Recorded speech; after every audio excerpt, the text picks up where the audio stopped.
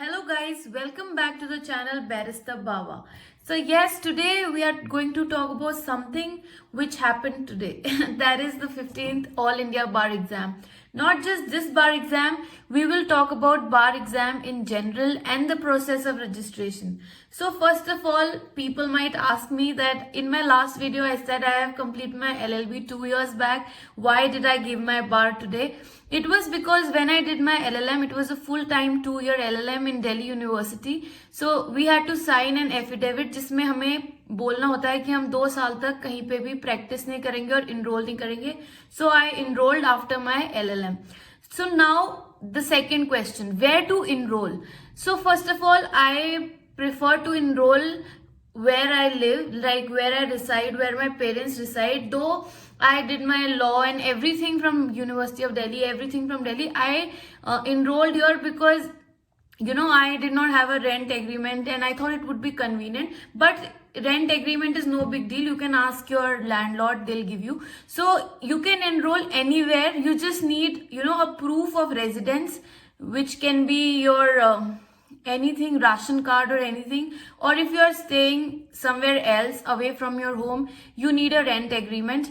Apart from that, you need your degrees, you need your provisional, you need a character certificate, and the best thing, you need a photograph in your formals till here with a tie and coat, blazer and stuff, which gives you the feeling of a lawyer. So that was like one of those times when I felt, that I am a lawyer and advocate and stuff. So yeah, तो आपको ये चाहिए होगा. अब हम अगली बात पे आते हैं. अगली बात रजिस्ट्रेशन के बाद आती है कि बार होता कैसे है.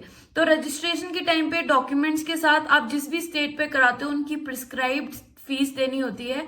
अगर आप ने सपोज दिल्ली यूनिवर्सिटी से क्या है, अगर आप दिल्ली में एनरोल कराते हो तो वहां आपका वेरिफिकेशन जल्दी हो जाता है, जिस कारण आपको जल्दी इनरोलमेंट मिल जाता है. पर अगर आप अपने स्टेट में कराते हो तो थोड़ा प्रोसेस में टाइम लगता है, क्योंकि आपके डॉक्यूमेंट्स को स्टेट से वहां भेजना पड़ता है और वहां वो वेरीफाई होकर वापस आते हैं. बट इतना भी नहीं लगता. सो या you can enrol anywhere. Also one more question जो लोगों के बहुत दिमाग में होता है, some of you might know, some of you might not know, that even if you register in any state you can practise throughout the territory of India.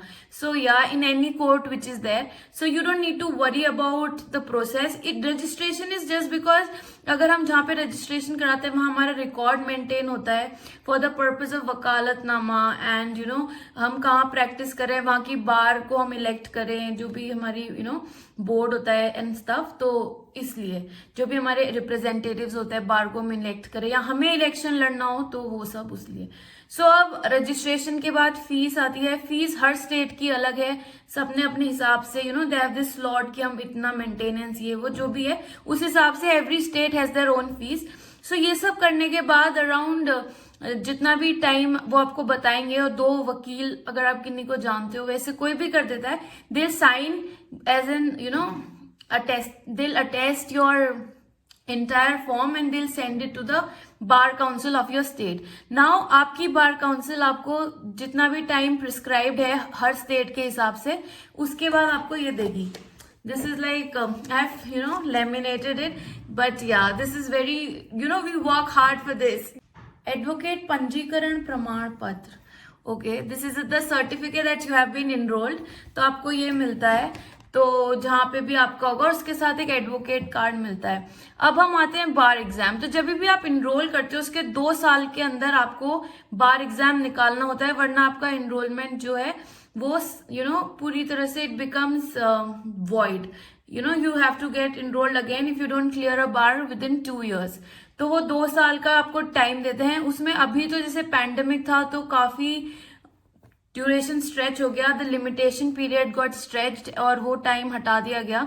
तो जो भी टाइम लॉकडाउन था और जो भी बार एग्जाम नहीं करवा पाई bar council of India, तो अब बात ये आती है स्टेट का बार एग्जाम देने के बाद जो बार एग्जाम कराती है वो कराती है बार काउंसिल ऑफ इंडिया, जो कि सबसे ऊपर बॉडी होती है.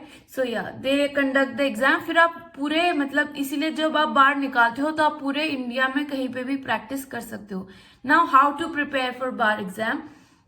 तो ये क्वेश्चन जो है ये लोग सोचते हैं ओपन बुक है तो कितनी भी बुक ले जानी है, but the point is if a person has done law they know that there are so many laws and it is not possible.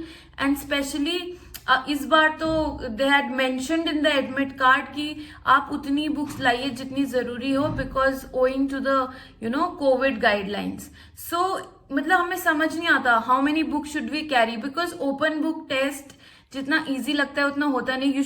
You have 100 questions पूरे पेपर में, और हर क्वेश्चन को अगर आप ढूंढने बैठो और आपको आइडिया ही नहीं है वो आते कहाँ से हैं, तो फिर वो बहुत डिफिकल्ट हो जाता है. तो इसकी एक बहुत आसान ट्रिक है.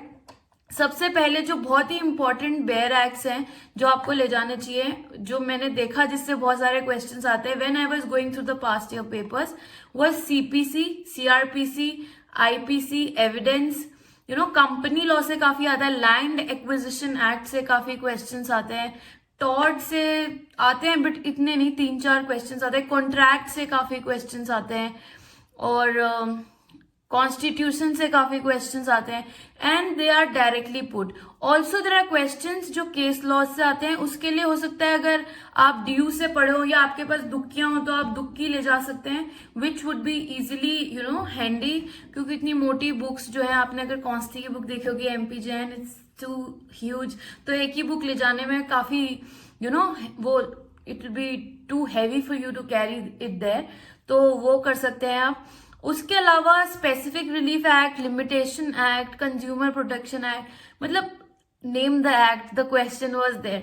तो हर एक्ट से क्वेश्चन आता है, बट ऐसा नहीं होता कि अगर आप एक्ट नहीं ले गए, बट याद if you request someone who is sitting in front of you और your neighbour that they might lend you their bare acts, but depends if the invigilator allows that.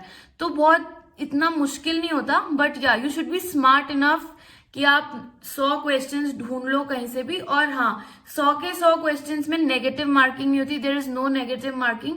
And the plus point is that only 40 marks is the passing marks. You just have to get the passing marks. इसे top करके कोई resume में नहीं लगता. You just have to get the passing marks, and if you get the passing marks you are enrolled. So also now when is the next bar? The 16th bar is on 16th bar is on 16th March. See, clashing. Yeah, 16th bar जो है हमारा 16th March को है. उसकी registration I think February 20th या 21st तक है. तो अगर आपको इस बार देना है तो आप इन सब चीजों का ध्यान रखना, और अगर हो सके तो लास्ट के कुछ ईयर के पेपर देख लेना, जिससे आपको आइडिया मिल सके कि किस हिसाब से you have to do it, you have to prepare, या कौन सी बुक्स आपको ले जानी है. और क्योंकि कई बार होता है कि मोटर व्हीकल एक्ट आता है तो उसी से 3-4 क्वेश्चन देते हैं और हम वो एक्ट नहीं ले जाते. तो उसमें क्या होता है, अगर हम ऐसे कोई एक्ट नहीं ले गए, उससे 3-4 क्वेश्चन आ गए, पहला ऑप्शन है आप आजू बाजू देखो अगर somebody is ready to lend you their act. अगर नहीं है तो थोड़ा बहुत आप गैस करो, ठीक है. नहीं हो रहा फिर भी तो गैस करने में क्या हर्ज है, नेगेटिव मार्किंग है नहीं, फिर भी नहीं समझ आ रहा तो फिर भी कुछ भी मार्क करके आना, बिकॉज नेगेटिव मार्किंग नहीं होती. और ऑल्सो वन मोर थिंग, और जब आप बेयर एक्ट, जैसे कई लोग होते हैं, कई बेयर एक्ट होते हैं जो हमने बहुत पहले पढ़े होते हैं, बिल्कुल ही नहीं पढ़े होते, तो उसमें क्या होता है, इजियर वे इज जो आपसे सेक्शन पूछा है या जो डेफिनेशन, अगर डेफिनेशन पूछी है तो सेक्शन 2 या सेक्शन 3 में देखना है एक्ट के ना, उसी में मोस्टली सेक्शन 3 में डिफाइंड होती है सारी डेफिनेशंस जो होती हैं. और अगर उसके अलावा कोई सेक्शन पूछा है तो पहले इंडेक्स में जाके वो सेक्शन ढूंढ लो. उसके बाद अगर बहुत सारे कंफ्यूजिंग हो रहा है आपको तो सारे सेक्शंस जो है उनके जाके इंडेक्स में देख के उनके जो आगे के टाइटल्स होते हैं वो पढ़ लो, तो उससे आपको ईजी होगा. So these are some tips. I hope they are handy for you. Thank you for watching.